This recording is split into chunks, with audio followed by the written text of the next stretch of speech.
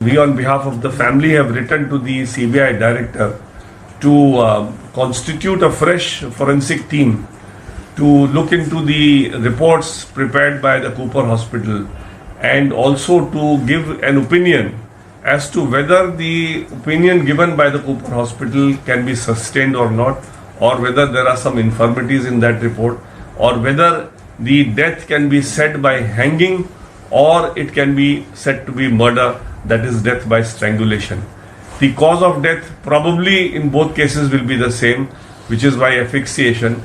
But if it is by hanging, also there can be murder, because even if it is by hanging, murder cannot be ruled out.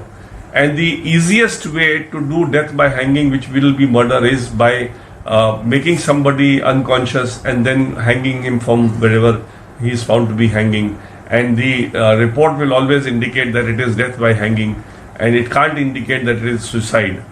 Suicide is a question which only the CBI could have taken, and this AIIMS team had no right whatsoever to give any comment that it is a case of suicide and not a case of murder. This Dr. Sudhir Gupta had met me about a year back. His lawyer used to be Mr. Amrinder Sharan, a very respected senior lawyer, a very senior member of the NCP, Sharad Pawar's party, and we were in the same chamber. So when he died, Sudhir Gupta came to me and he said that now I would request you to take over all my cases, because Mr. Sharan used to regard me a lot.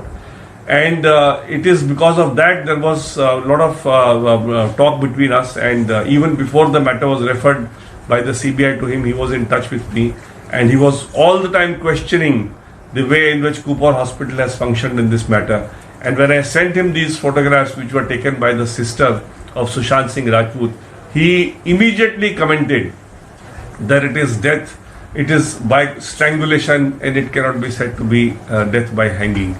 Now, if a person who can make such a casual comment, I am not saying that that casual comment was correct, but if he can make such a casual comment and later on completely upturn it, completely go in a different direction, then what credibility one can attach to a person of this kind. So I personally feel that this is a case where the Cooper Hospital had done several infirmities. There were several infirmities.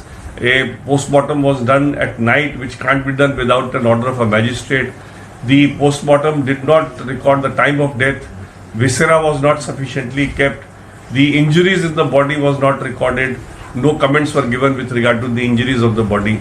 So all these infirmities in the post-mortem done by the Cooper Hospital was supposed to be commented upon by the AIIMS, and not to declare that it is a case of suicide, because suicide, according to me, cannot be declared by a medical team. Suicide is only to be declared by the CBI, which is handling the matter, because a doctor, while examining the post-mortem or while doing an analysis of a post-mortem report, can at best say that it is either a death by strangulation or death by hanging.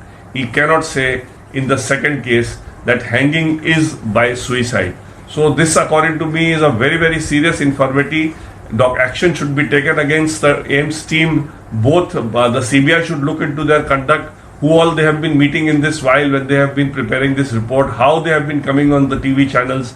Even the Medical Council of India should look into the conduct of this entire team and see how this team members were repeatedly coming on various channels and commenting on this team in respect of a report which they have themselves thought to be completely confidential and till date not brought out in the public domain.